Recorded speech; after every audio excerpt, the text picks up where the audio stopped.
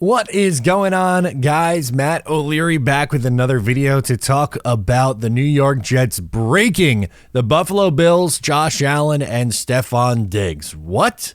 Yes, that is apparently a true story, as Tim Graham, who covers the Buffalo Bills, was on his podcast, and he tells a story about the locker room from the Buffalo Bills, or the Buffalo Bills locker room, after their Week 1 loss to the New York Jets. Now, I will play you this clip. It's a little bit on the longer side, so bear with me, but apparently something that Stefon Diggs said to Josh Allen really set him off. And Josh Allen was sitting there in full uniform with Kyle Allen trying to console him, and a stream of players coming up, patting him on the back, dapping him up, saying, hey, you know, we'll get him next time, man. And I quoted Deion Dawkins in the story, and he said, 17 for life. I mean that. You know, they were trying to pick the guy up. He had a towel draped over his head, and he just sat there.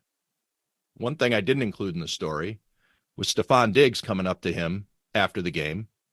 And I didn't include it, I think, because as I recall, I didn't include it because I didn't know what Stefon Diggs said to him.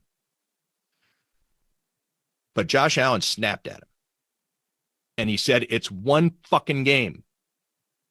And kind of motioned like, I'm not talking to you here. So you get teammates coming up to Josh Allen, and they're like, we'll get him next time. It's okay. Like, it's Week 1 of the season.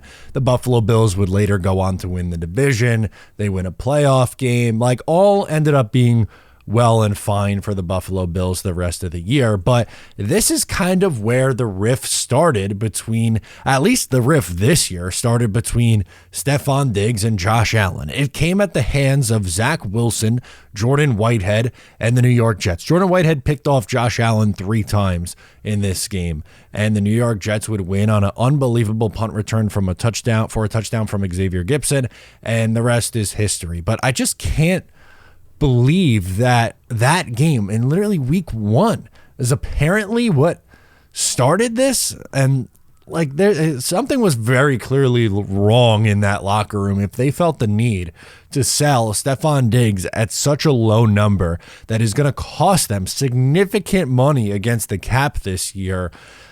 That was a really surprising move that came out of nowhere. Now he's in Houston and going to be with the Texans and CJ Stroud and have an opportunity to, you know, be on a really good team and maybe make a run in the playoffs. But this has happened a few times with Stefon Diggs. Apparently, like, this stuff happened in Minnesota, and he was a great wide receiver in Minnesota. He had an unbelievable catch, you know, the heroic catch against the Saints that won a game in the playoffs.